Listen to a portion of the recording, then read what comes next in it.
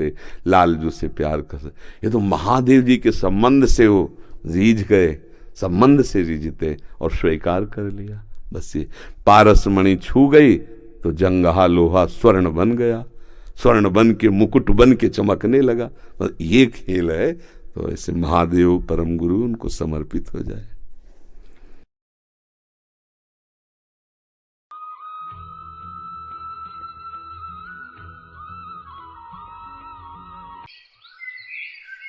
गर्मियों का मौसम था। इस बार महादेव तपस्या करने के लिए एक गुफा में पहुंचे। दरअसल वो तपस्या एक छोटी सी गुफा में ही होनी थी, लेकिन उस गुफा के अंदर गर्मियों में इतनी गर्मी लग रही थी कि खुद महादेव तक के पसीने छूटने लगे। ये देख माँ पार्वती ने कहा, महादेव, यहाँ तो कितनी गर्मी है। इस गुफा में हम कुछ दिन बाद ध्यान पर बैठेंगे, लेकिन यहाँ तो गर्मी से बुरा हाल है। हाँ देवी, गर्मी तो हमें भी बहुत लग रही है, लेकिन जो तपस्या हम करने जा रहे हैं वो कैलाश पर्वत पर नहीं हो पाएगी। इसलिए हमें कुछ दिन बाद से इसी गर्मी में रहकर ध्यान लगाना होगा। स्वामी, इन सब में तो हम भूल ही गए। आज देवी लक्ष्मी और विष्णु जी ने हमें अपने यहाँ बैकुंठ में भोजन पर आमंत्रित किया है। चलिए, हमें अभी वहाँ चलना होगा। अगर हम वहाँ नहीं गए तो वे बहुत नाराज होंगे। हाँ देवी, तुम ठीक कहती हो।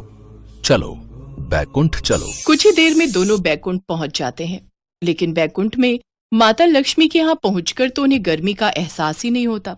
देवी लक्ष्मी, आपके यहाँ तो गर्मी का एहसास ही नहीं हो रहा, जबकि इस बार तो कैलाश पर्वत में भी गर्मी का माहौल है। वो इसलिए महादेव, क्योंकि इन गर्मियों में विष्णु जी मेरे लिए नया एसी लेकर आए हैं। वो देखिए, ये जो मशीन है, इसी से ये वातावरण ठंडा है। अच्छा, ये तो बहुत ही बढ़िया चीज है, लेकिन ये लाए कहाँ से है विष्णु जी? ये हम धरती लोक से लाए हैं। जहां हम एक भक्त के यहाँ पधारे थे, तब हमें इस मशीन की ठंडक का एहसास हुआ। अरे वाह, ये तो बहुत ही अच्छा आइडिया है। अब तो मेरी तपस्या इस भीषण गर्मी में भी गुफा के अंदर पूरी होकर रहेगी। ये सुनकर महादेव बहुत खुश हुए। उन्होंने भोजन किया। इसके बाद वो कैलाश पर आकर माँ पार्वती को अपनी योजना के बारे में बताते हैं। मुझसे तो ये भीषण गर्मी झेली नहीं जा रही। मैं कल ही धरती लोक पर एसी लेने जाऊंगा। नहीं महादेव, आप इतनी गर्मी में धरती लोक पर कहाँ भटकेंगे? इससे तो उचित रहेगा आप कैलाश पर ही रहें। लेकिन महादेव तो महादेव हैं। वो जो एक बार ठान लेते हैं उसे पूरा करके ही रहते हैं। वो पृथ्वी लोक पर चले जाते हैं और एक साधारण इंसान के रूप में एसी की तलाश में निकल पड़ते हैं। लेकिन काफी देर तक धूप में भटकने के बाद भी उन्हें समझ नहीं आया कि उन्हें एसी कहाँ मिलेगा। फिर उन्होंने एक राहगीर को रोककर पूछा, अरे भैया, ये एसी कहाँ मिलेगा? इसी मोड़ पर एक बड़ी सी दुकान है, वहीं आपको एसी मिल जाएगा। कुछ देर बाद शिवजी वहां पहुंच जाते हैं। मुझे एसी खरीदना है। हाँ तो निकालो 30,000 और ले जाओ एसी। लेकिन मेरे पास पैसे नहीं है। पैसे नहीं है तो यहाँ एसी लेने क्यों आए हो? एक तो वैसे ही इस स्टाफ ने मेरा दिमाग खराब कर रखा है। वो लड़का कह रहा था आज से काम पर आ जाऊंगा, लेकिन लगता है बिरजू वो कम पैसे सुनकर नहीं आया। अब 21,000 से ऊपर तो मैं नौकरी पर नहीं रख सकता ना। ये सुनकर महादेव ने सोचा, अगर मैं यहाँ काम पर लग जाऊं तो एसी के लिए पैसे जुड़ जाएंगे। सेठ जी, अगर आप बुरा ना माने तो ये नौकरी आप मुझे दे दीजिए और बदले में आप मुझे एसी दे दीजिएगा। सौदा बुरा नहीं है, पगार नहीं देनी पड़ेगी और एसी के बदले में इससे खूब काम भी करवा लूंगा। अच्छा ठीक है, तुम आज से ही मेरे यहाँ काम करना शुरू कर दो।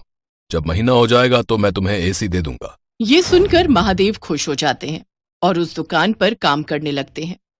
अब जहां स्वयं महादेव विराजमान हो तो उस काम में बढ़ोतरी होनी ही है। शिवजी की उस दुकान में काम करने से लोगों की भीड़ उस दुकान पर लगनी शुरू हो जाती है। खूब सारे ग्राहक वहां आते हैं। अब सेठ की कमाई काफी ज्यादा होने लगी। पहले जहां उसकी दुकान पर दिन भर में 5-6 ग्राहक ही आते थे, अब वहीं दिन भर में 60 से 80 ग्राहक आने लगे। उसकी दुकान पर ग्राहकों की भीड़ लगी रहती थी। सेठ खूब पैसे कमा रहा था। शिवजी के पास रहने के लिए कोई जगह नहीं थी, इसलिए वे दुकान के बाहर ही खाट डालकर सो जाते थे।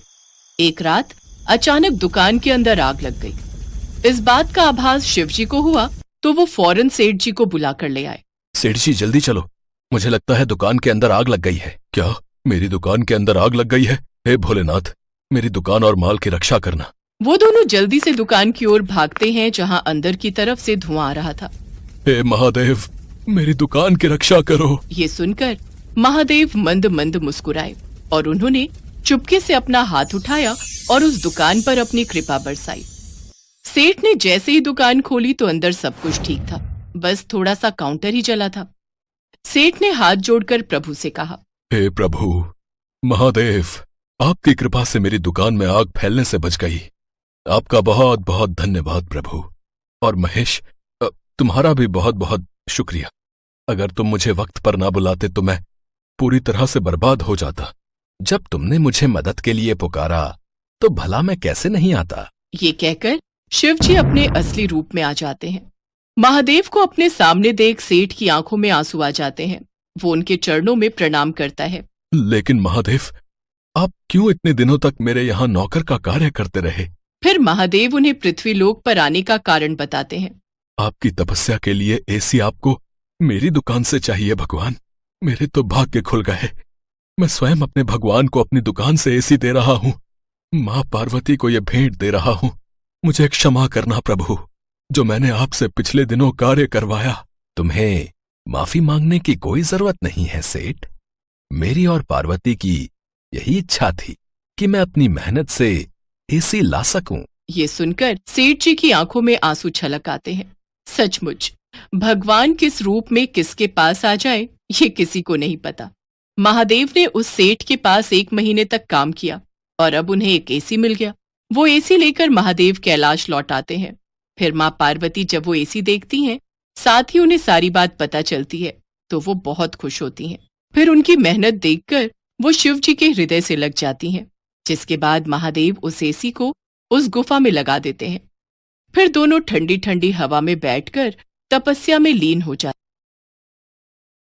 एक समय की बात है, भानुपुर नामक गांव में शंभू नाम का एक किसान रहता था। शंभू भगवान शिव का बहुत बड़ा भक्त था। रोजाना सुबह उठकर भगवान शिव के मंदिर में जाना और शिव जी की मूर्ति के साथ शिवलिंग की पूजा करना उसका नियम था। शंभू के पास मोती नाम का एक पालतू बैल था, जिससे शंभू अपने खेत में हल जोतता था।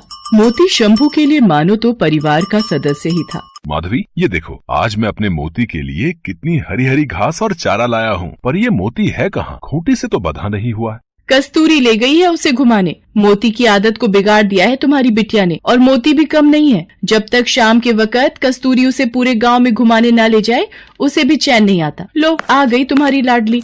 बापू, मोती को बहुत जोरों की भूख लगी है। आप क्या लाए हो?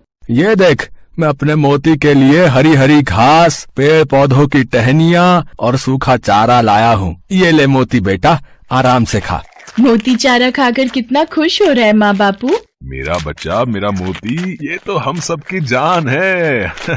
मोती बैल शंभू और उसके परिवार का लाडला था। मोती खेतों को जोतने में शंभू की बहुत सहायता करता था। लगभग सारा काम खेतों का शंभू मोती की सहायता से निपटा लेता था। कुछ गांव के लोग शंभू की सफलता से जलते थे, जिनमें से एक था हरिया, जो शंभू से बहुत ईर्ष्या करता था। ऐसे ही एक दिन,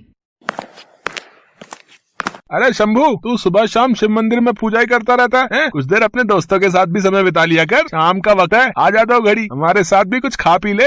नहीं हरिया भाई, मैं ये सब नहीं लेता हूँ। मैं तो बस भगवान शिव का भक्त हूँ और उन्हीं की पूजा में अपना समय बिताता हूँ। मुझे उसी में खुशी